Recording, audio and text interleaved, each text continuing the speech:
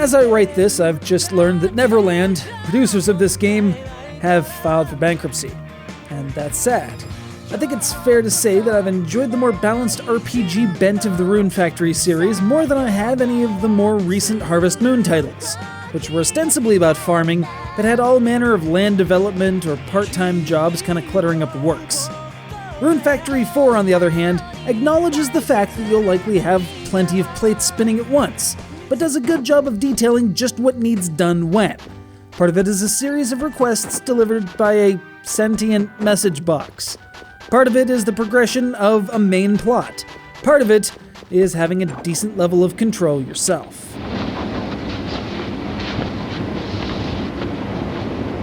So you're minding your own business, riding an airship, about to deliver some package to some god because RPG, and then wham! You get assaulted, and while you succeed in fighting them off, you take a nasty blow to the back of the head, drop your parcel overboard, develop amnesia, sharply increase your special defense by 2 stages. Oh yeah, and then you get knocked overboard yourself, where you just happen to land on a dragon god. Is it the same one you had business with earlier? Who knows? All you know is that she thinks you're some kind of prince/princess, and you don't know enough to tell her no. So begins your life of royalty and being made to work in the garden right out back of the dragon's chamber, and then the actual prince shows up but wants no part of the gardening, so he designates you as the acting royalty and gives you a bevy of options with which to invigorate the local economy and or improve your facilities. Much like Harvest Moon, you can break down stray logs and rocks for building materials, then turn those into monster stables, larger storage facilities, cooking equipment, compounding equipment. Man, it makes me want to stop down and play some Agricola just thinking about it.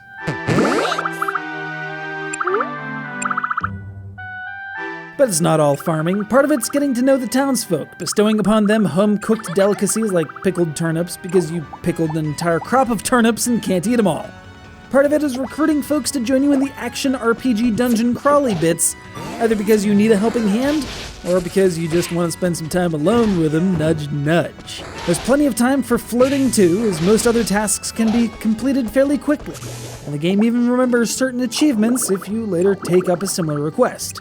It might not be the most polished game I've ever played, but it's certainly intuitive, right down to having your entire inventory available right from the L button.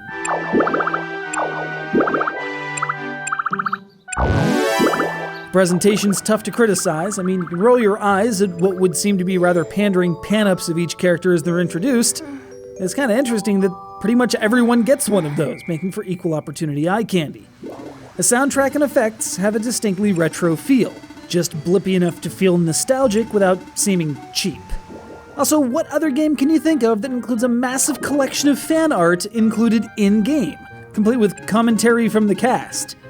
I could go on and on, but that dragon's making eyes at me, and that's kind of strange, and I should probably back away now.